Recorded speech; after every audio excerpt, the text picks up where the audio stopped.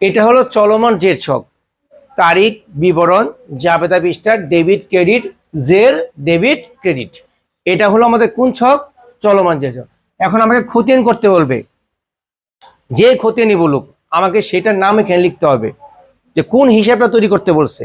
ধরো আমরা যদি তৈরি করি কি হিসাব, ধরো নগদান হিসাব। প্রথমটা কি, কথার কথা কি হিসাব? নগদান হিসাব। মানে প্রশ্নে বলবেই, ও যে জাবেদার মধ্যে আসে না আমাদের যে এই 1 লক্ষ টাকা নিয়ে ব্যবসা শুরু করা হলো, জাবেদা কি? নগদান হিসাব, ডেবিট, মূলধন হিসাব, ক্রেডিট। এরকম অনেক হিসাব আসবে, বেতন টু নগদান, ক্রয় টু নগদান আসবে না? ওর প্রশ্নে বলবে যে নগদান হিসাব তৈরি করো, তখন নগদান হিসাব লিখবো। আমি এখানে কি লিখবো? নগদান হিসাব। এখন যতগুলোর মধ্যে নগদান হিসাব আছে ওইগুলোকে আমাকে এনে লিপিবদ্ধ করতে হবে। এখন প্রত্যেকটা, প্রথম আমাদের একটা সাল দেওয়া থাকবে, ধরো 2024 সাল জানুয়ারির। এখন দেখতে হবে, ধরো একটা এন্ট্রি দেওয়া আছে যে 1 তারিখে 1 লক্ষ টাকা নিয়ে ব্যবসা শুরু করা হলো, যাবে কি? নগদান হিসাব, ডেবিট, মূলধন হিসাব, ক্রেডিট। নগদান লিখছি, এই নগদানের সঙ্গীটা কে ছিল? মূলধন। তোমাকে লিখতে হবে কি এখানে? মূলধন। মূলধন হিসাব। বুঝতে পারছো কথাটা? মানে নগদ হিসাব তৈরি করতে হবে, কিন্তু নগদের সাথে কোন হিসাবটা তৈরি হয়েছে সেই হিসাবের নামটা এখানে লিখতে হবে। ঠিক আছে, এখন আমরা আসি কোনটা বসাবো, ডেবিটে নাকি ক্রেডিটে বসাবো, এই ঘরটাকে দেখতে হবে আমাকে। পদ্ধতি মোট দুইটা। প্রথম পদ্ধতি হলো, যেমন আমি এখানে কি হিসাব লিখছি, এটা মূলধন। মূলধন কি তোমার ডেবিট ছিল না ক্রেডিট ছিল? ক্রেডিট, বসবে ডেবিটে। মানে যেই হিসাবটা লিখবে তার বিপরীত হিসাব তুমি লিখে ফেলবা। মূলধন হচ্ছে ক্রেডিট, বসাবে কোথায়? ডেবিট। যদি মূলধন ডেবিট হতো তাহলে বসাবে কোথায়? ক্রেডিট। তবে মূলধন কখনো ডেবিট হয় না, সবসময় মূলধন কি হয়? ক্রেডিটে হয়। তাহলে মূলধন বসবে কোথায়? ডেবিটে। এই পদ্ধতি বলবো নাকি আরেকটা পদ্ধতি চলে যাব? আমি ওইটাও বলি। এটা না থাকে তুমি এটা দেখো, নগদান। নগদান কি হয়েছিল? ডেবিট, তুমি ডেবিটে বসা দিবা।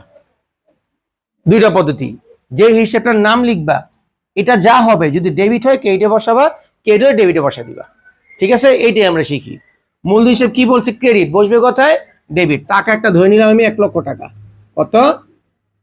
1 লক্ষ। এটা ডেবিটে না? এই পাশে যত ডেবিট, এই পাশে জেরে কি হবে? ডেবিটই হবে। বুঝতে পারছো? গেল। তারপর আমরা মনের মতো আরেকটা তারিখ দিই, ধরো 10 তারিখ। আরেকটা নগদানে জাবেদা তৈরি করি। ধরো দেওয়া আছে এই নগদে বিক্রয় করা হলো, নগদে বিক্রয় করছি, নগদান হিসাব ডেবিট, বিক্রয় হিসাব ক্রেডিট। আমি এখানে কি লিখবো? বিক্রয় হিসাব। গুড। এখানে লিখবো কি? বিক্রয় হিসাব। বিক্রয় হিসাব কি ডেবিট নেই ক্রেডিট? ক্রেডিট, বসবে কোথায়? ডেবিটে। একটা টাকা বলো, ধরো 10,000 দিলাম আমি, কথার কথা, হ্যাঁ 10,000। এখন আসি আমরা, এটা ডেবিট হয়েছে, এটাও কোথায়? ডেবিট হবে। তবে দেখো, জের মালিকে জানো, জের মালিক একটা ব্যালেন্স, তোমাকে যোগ বিয়োগ করে ব্যালেন্স নামাতে হবে। তুমি এটা বসেছো না, এর আগে জেডটা কি ছিল? ডেবিটে। এটা ডেবিটে, এটা কোথায় হয়েছে? ডেবিটেই। যদি মিলে যায় যোগ করবো, মানে ডেবিট ডেবিট যোগ, ক্রেডিট ক্রেডিট যোগ। না মিললে বিয়োগ, মানে ডেবিট ক্রেডিট কি হবে? বিয়োগ হবে, অথবা ক্রেডিট ডেবিট বিয়োগ হবে। বুঝতে পারছো আমার কথা? হ্যাঁ, মিলে গেলে যোগ, না মিললে বিয়োগ। ঠিক আছে, তাহলে দেখো এখানে এটা ডেবিট ছিল, এটাও তো ডেবিট, তাহলে এটা কি করব? যোগ করব। যোগ করলে কত আসে? 1,10,000। বুঝতে পারছো? আরেকটা হিসাব দেখি, 15 তারিখ। আরেকটা বলা হলো যে নগদে পণ্য ক্রয় করা হলো, জাবেদাটা কি? ক্রয় হিসাব ডেবিট, নগদ হিসাব ক্রেডিট। আমি এখানে কি হিসাব লিখবো? ক্রয় হিসাব। মানে আমি তৈরি করতেছি কি?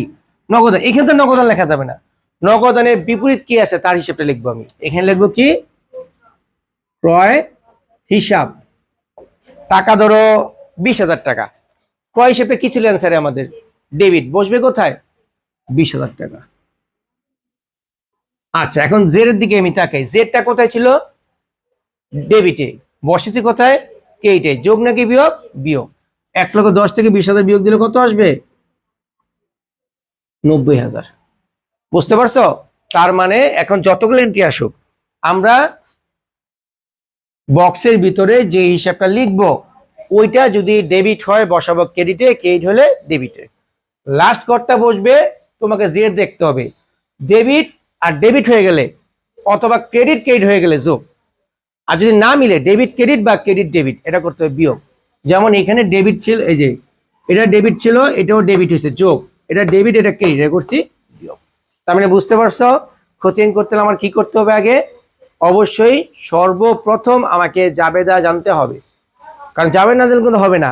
পরীক্ষার প্রশ্নে ক নাম্বারে যে কোনো প্রশ্ন বলবে, বলার পরে খতে বললো ধরো জাবেদা করো, আর গতে বললো খতিয়ান করো, তাহলে কিন্তু সুবিধা হবে, খ দিয়ে করতে পারবো। কিন্তু অনেক সময় কিন্তু বলে না, ক নাম্বারে যে কোনো প্রশ্ন বলে খ নাম্বারও বলতে পারে, গ নাম্বার বলে যে খতিয়ান করো, তখন খতিয়ান কিভাবে করবা? এই জাবেদা মনে মনে তৈরি করে তোমাকে অ্যান্সার গুলো বসাতে হবে। বললো বেতন হিসাব তৈরি করতে, তুমি কি সব হিসাব বসাবা? না, দেখতে হবে কোন কোন জায়গায় তোমার বেতন কথা আছে, ক্রয় বলে কোথায় কোথায় ক্রয় আছে, সে ক্রয়ের বিপরীত হিসাবগুলো এই বক্সের ভিতরে লিখতে হবে। এটা হলো আমাদের কি খতিয়ান। কোন নিয়মে করছি আমি এটা? চলমান জের ছক পদ্ধতি আমরা দুইটাই শিখবো, চলমান জের ছকও শিখবো আর টি ছকও শিখবো। আমি আগে চলমান জের ছক শিখলাম, ঠিক আছে।